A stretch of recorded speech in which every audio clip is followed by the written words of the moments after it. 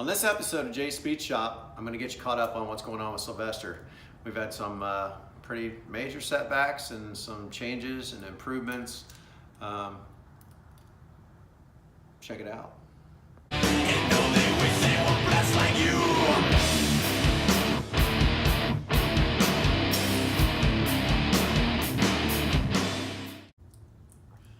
So, as you remember, or maybe you don't, we were planning on swapping cams and changing the converter and the transmission and doing a couple other odds and ends, but things didn't go real smooth.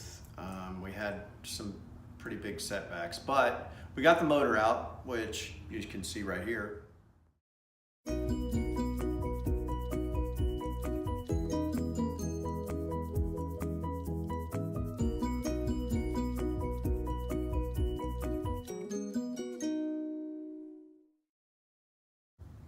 Once the motor was out, I proceeded to take everything apart like you normally do when you're doing a cam swap. You know, the intake comes off, you got to get your lifters, push rods out, intake, oil pan. So I dropped the oil pan, right?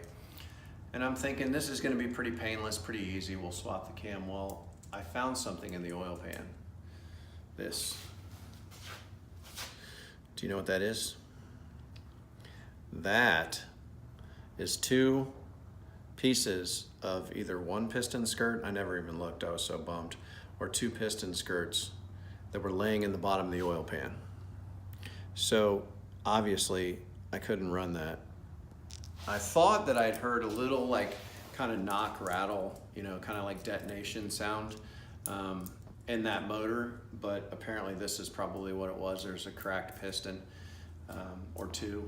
And for whatever reason, those Mexican like Target Master GM Goodwrench motors from the 90s, I guess, after I've read on the internet, are notorious for kind of being out around in the lower portion of the cylinders. So what you get is a little bit of like slap with the piston skirts, when it's running because they're out around. Obviously that happened to mine, and now I had a broken piston. So what we ended up doing is, I'll show you over here, I ordered a crate motor. This is from ATK, the SP04. Obviously this is just the crate, but the crate motor, it was a short block. It came with, it's a cast crank, but it's a 4-bolt main. Comes with powder metal rods, and they're the hyperotectic pistons or whatever they're called. And the compression ratio with 72 cc, I think is like, with the head gasket I used, is right around 9-to-1 or so. And then if you go down to like the 64 cc heads, which I hope to someday, it'll be 10-to-1 compression. So it's just right. It's a decent, and it was cheap. So obviously I can't spend a ton of money on this right now. It's a budget build and a budget project, and that was a huge setback, but we did it. I ordered the short block, put the cam in it, did everything that needed done, found out that I had the wrong oil pan because we went to a one-piece rear main seal. So I had to buy an oil pan, and then the list goes on and on of little hang-ups and problems and issues swapping from that motor to this motor. Another big thing, I took the cylinder heads off and I was cleaning the valves, took the heads apart and all that stuff, and there was a crack in the cylinder head in the valve seat on one of the heads. So here I am with cylinder heads that are no good. So I'm like, what am I gonna do? I don't want to, I really would like to buy a set of, AFR heads or something nice, but I don't have the money for it. So, I'm sitting here pouting. I was doing it at work, taking the heads apart after work, obviously, not on the clock. And my boss, who's an awesome guy, his name's Mike, he says, wait a minute. And he climbs up on top, and he goes up this ladder, and he climbs up on top of this office in the garage.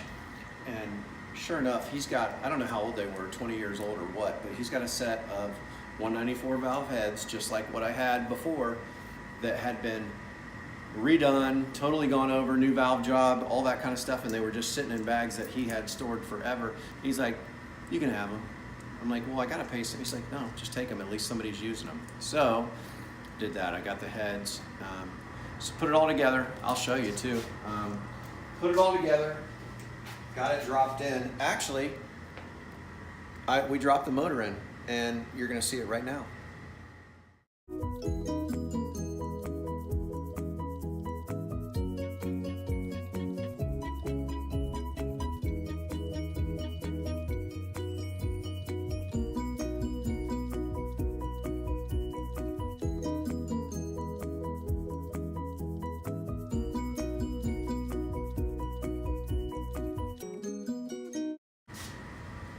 So let me show you what we did.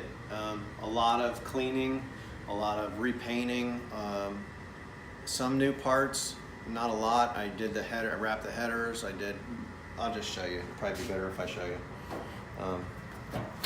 Turned out pretty cool. Painted the underside of the hood. I did lower it while I had it apart. I took another 3/4 of a coil out of the front, which got it a little bit lower, but the problem is I was already rubbing on my inner fender wells, so now there's no inner fender wells, but I don't know what we're doing there yet.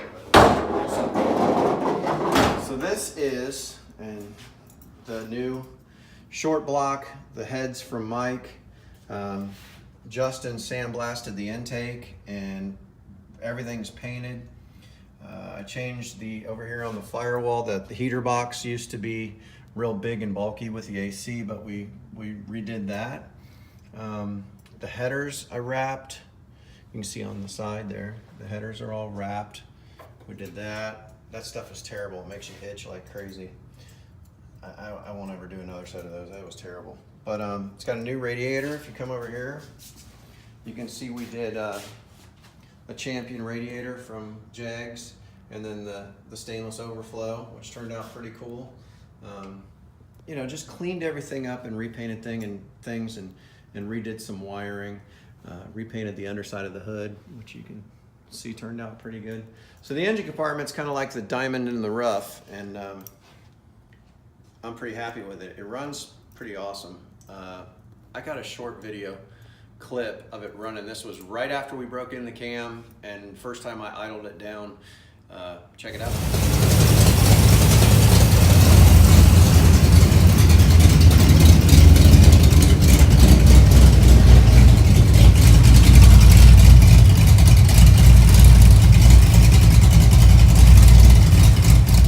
So it sounds pretty good. I'm happy with the way it runs. I think it sounds great. That's the Comp Cam's thumper cam that I put in it. I got the shirt on today. Pretty happy with the way it's responding and the way it's running and that kind of stuff. There's a few issues. My alternator's not lining up exactly like it should, and I've kind of tore that belt a little bit. So there's still some little tweaks and whatnot that's going to have to happen before we go on power tour. There are still some things I need to do. Relocate the battery. I was going to lower the back, but I kind of like the rake of the truck now, the way it sits.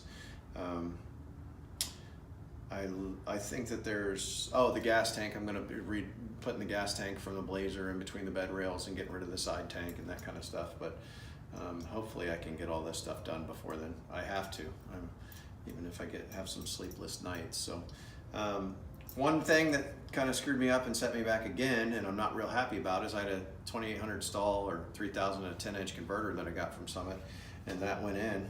Well, come to find out, I'm like, I get in this thing, I start it, and it's running. I'm like, I'm going to run it through the gears and check out the converter real quick, and nothing. I got absolutely nothing. I put it in reverse, there's no reverse. I put it in drive, there's no drive. And I'm thinking, I put this converter in, I've done it a million times. There's no way I didn't get it in far enough. Like, because sometimes people don't put them in all the way, it doesn't hook up. So I took the line off the radiator to make sure that it was pumping transmission fluid. Yeah, it's engaged in the pump. I'm scratching my head. Come to find out, it's the TH350C, which is a lock-up converter turbo hydromatic 350, which I probably knew about at some point in my life, but have completely forgotten about. They made them from like 79 to 87 or something like that. Good news is I have one, which is really not good news, because that means that converter won't work. It's a different spline. And hopefully I didn't do any damage. From what I've read, I haven't. It didn't grind, didn't make any noise. There's no metal shavings. I dropped the pan in the transmission. I haven't yanked it out yet, but there's no metal shavings. There's no nothing. So I'm assuming everything's fine. It's just not engaging. So that converter is not going to work with this transmission. So kind of been kicking around replacing the tranny. I've got the old converter, which was a 2000 stall. I might put that back in. I'm gonna figure it out this week because I gotta get it done, and I really don't want to spend any more money. So like I said, I've got a couple things left. I've got a shifter that my buddy's building a mount for, like a riser. He's building a shifter riser. We're gonna do the gas tank. I've got some front end parts, tie rods and whatnot that I'd like to put in before then. I don't know if we're gonna lower the rear, like I said, because I'm pretty happy with where it sits.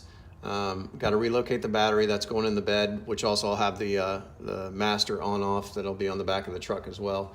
We were talking about band-aiding some of the rust on and blending the primer on the bed, but I may just leave it ratty. Got some exhaust clamps that need done, but that's basically it. The truck's sitting here, it runs. Transmission needs attention. I gotta either pull it out and put the old converter in, or I've got to get a new transmission, which I would love to do, but then do you go to a different transmission, an overdrive transmission? I don't know. I'm really on the fence. So let me know what you think I should do. Should I spring for an overdrive and then change gears? Should I just rebuild a turbo 350 or find one rebuild? Should I keep this converter? That's probably the cheapest. Let me know what you think. Subscribe to my channel. I'm gonna have great episodes coming up, going drag racing with a buddy of mine who's got an awesome dragster. I'm also going to do an episode with a friend who has some very famous cars that one of them's even cursed and has like 2 or 3 people died working on it. So it's a really great story. We'll share that coming up. So thanks for watching. We'll see you next time.